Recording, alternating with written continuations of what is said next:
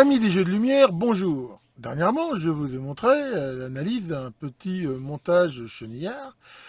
Il y a quelques temps, je vous avais montré l'analyse d'un jeu de lumière de ce qu'on appelait psychédélique, qui permet donc d'allumer des spots en fonction, je veux dire, de la musique. Et vous avez été nombreux aussi à me demander de vous expliquer comment fonctionnait un autre effet bien connu qu'on appelle le stroboscope. Alors le stroboscope c'est quoi? En gros l'idée c'est de faire, je veux dire de façon répétitive, des flashs lumineux, comme des flashs d'appareil photo hein, quelque part. Et quand on est dans l'obscurité, ça a pour effet en découper l'image un petit peu comme au cinéma. C'est-à-dire que on est dans l'obscurité, à un moment donné il y a ce flash, donc on va prendre une sorte de photo de la scène. Et derrière, en faisant ça, ça décompose un petit peu les mouvements. Hein. Je pense que vous avez tous vu ça. Ça donne un petit peu cet effet un petit peu robot qu'on peut avoir. Donc c'est utilisé comme ça, donc on va dire comme jeu de lumière. Après, le stroboscope et l'effet stroboscopique a aussi une application, on va dire, plus scientifique, qui est en gros de pouvoir éventuellement observer un organe, par exemple, en rotation. L'idée, c'est que si vous avez, par exemple, je sais pas moi, un axe qui tourne, si vous l'éclairez de temps en temps et que en même temps vous arrivez à synchroniser cet éclairage avec la vitesse de rotation, vous pouvez avoir l'impression de le voir immobile, et ça peut bien sûr être très intéressant. Tout à l'heure, je vais vous parler justement d'une application de ça. Cet effet stroboscopique d'ailleurs, c'est le même qui donne l'impression dans certains films que les hélices des avions ne tournent pas ou tournent à l'envers, ou les roues des diligences, des choses comme ça, dans la mesure où une caméra de cinéma, c'est pareil, elle prend en fait des successions de photos, donc un petit peu comme un stroboscope éclaire la scène de façon successive. Et c'est à cause de ça que, selon le rapport de fréquence entre la prise d'image, par exemple, et la roue de la diligence qui tourne, on peut la voir immobile ou avancer doucement ou reculer doucement.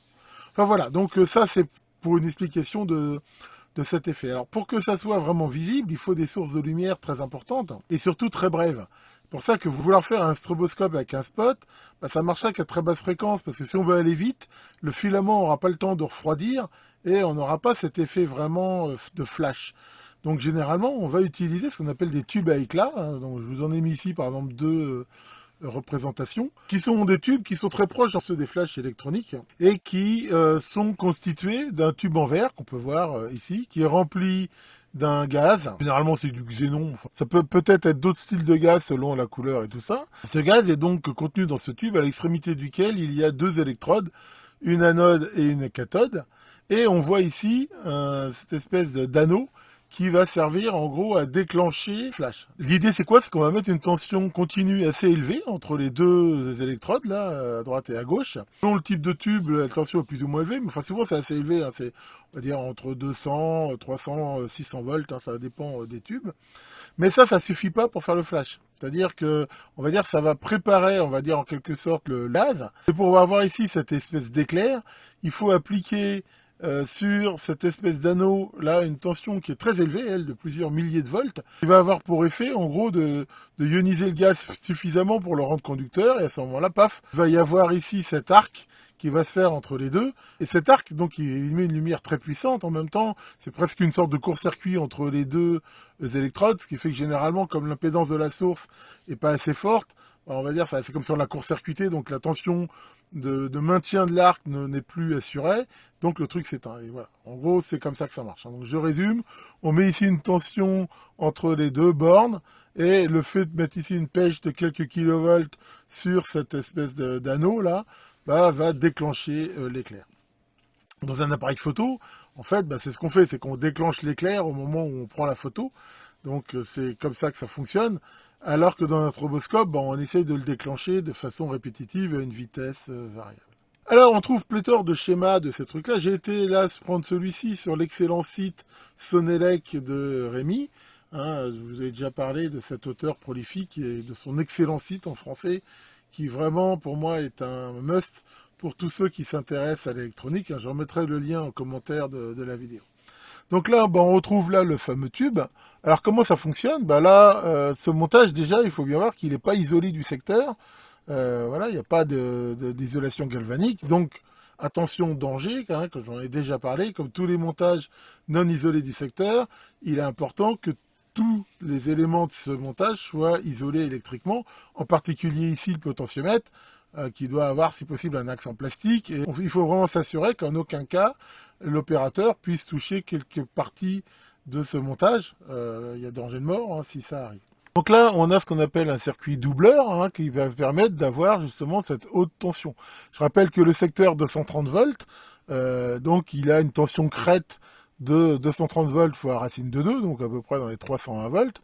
Donc là, si on suppose à un moment donné que on est sur l'alternance positive, c'est-à-dire qu'ici c'est négatif, ici positif, on voit que via cette diode-là, ce condensateur-là va se charger donc à la tension crête, donc à peu près 320 volts. Et quand la tension va s'inverser, la diode ici va être bloquée et on va avoir ici l'alternance négative qui va chercher ici ce condensateur aussi à 320 volts à peu près.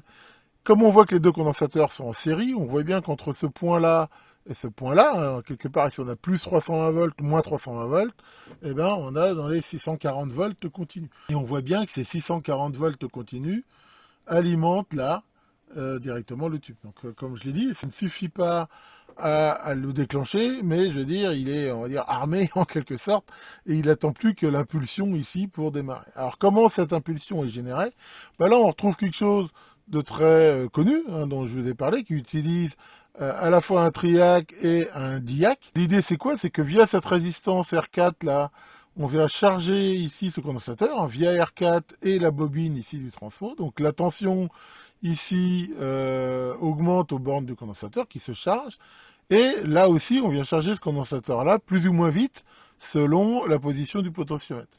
Et je rappelle qu'un diac, je vous renvoie sur ma vidéo que j'ai fait sur ce composant-là, c'est un composant en gros qui est, on va dire, bloqué, c'est-à-dire isolé tant que la tension à ses bornes est inférieure aux alentours de 33 volts, et qui va devenir brusquement passant quand cette tension va dépasser 33 volts. Donc là, on voit que le condensateur se charge, et quand la tension à ses bornes va atteindre 33 volts, le diac va devenir passant et va venir commander ici ce triac qui en fait est utilisé comme un thyristor. Il n'utilise en fait que, ici on n'utilise qu'un demi-triac qui est passant dans ce sens-là quand la gâchette est activée. Et quand il va se déclencher, le triac, il va faire quoi? On voit qu'il court-circuite, on va dire ici le condensateur. Ce condensateur, donc, il va venir se décharger dans le primaire de ce transformateur. Et un rapport de transformation très élevé va ici donner cette pique de tension qui flash, va provoquer ici l'ionisation du gaz et le flash. Alors, voilà, donc une fois que ça s'est fait, dans la mesure où une fois que le condensateur est déchargé, ici le courant à l'intérieur du triac est inférieur à ce qu'on appelle son courant de maintien, il se rebloque. Et en même temps, le fait aussi d'avoir déchargé le diac, en gros, on revient quasiment à zéro. Ça va aussi décharger ici ce condensateur-là. Et donc, après, il va se recharger et ça va recommencer donc le cycle. Donc, en fait, selon la vitesse où se charge ce condensateur, on voit que ça va flasher plus ou moins vite. Généralement, ça se règle entre quelques hertz, peut-être 1 hertz ou 2, et peut-être 10, 20 ou 30 hertz. C'est généralement la plage de réglage. C'est-à-dire qu'on peut pas non plus aller trop vite, parce qu'il faut quand même laisser ici, à ce condensateur-là, le temps de se recharger. On note ici que la tension du condensateur est de 63 volts. Alors, c'est-à-dire que, alors qu'ici, comme on l'a vu tout à l'heure, il y a 320 volts. Alors, c'est pas réellement gênant dans la mesure où, j'ai dit, quand la tension ici atteint 33 volts, le diac se déclenche et décharge le condensateur. Donc, normalement, la tension ici, elle dépasse jamais 33 volts. Après, dans ce genre de montage, il y a quand même éventuellement un risque. C'est que, j'ai vu ça, c'est que si jamais, ici, pour X raison, le diac rend l'âme ou le triac, c'est-à-dire que ça se retrouve en l'air, là, pour le coup, on va avoir une tension beaucoup trop forte et généralement, ça fait exploser ce condensateur ici. Bon, enfin, on va dire, c'est quand même un cas de panne, c'est pas vraiment normal. Et il reste plus ici que ce condensateur là. Alors c'est quoi aussi le rôle ici de ce condensateur? C'est pareil, c'est d'avoir comme une réserve d'énergie assez forte. Donc il vient un petit peu en renfort de ces deux condensateurs là pour quand même que il y ait assez d'énergie au moment du déclenchement du flash.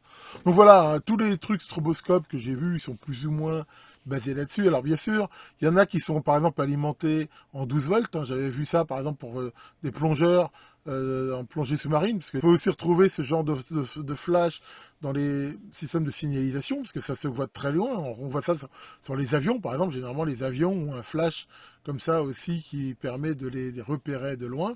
Et en plongée sous-marine, des fois, c'est aussi utilisé. C'est pas idiot, de façon à quand l'eau est un peu trouble, que de pouvoir, je vais dire, regrouper la palanquée de plongeur.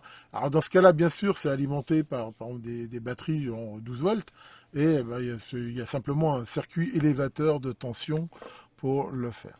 Donc voilà, c'est vraiment le schéma typique.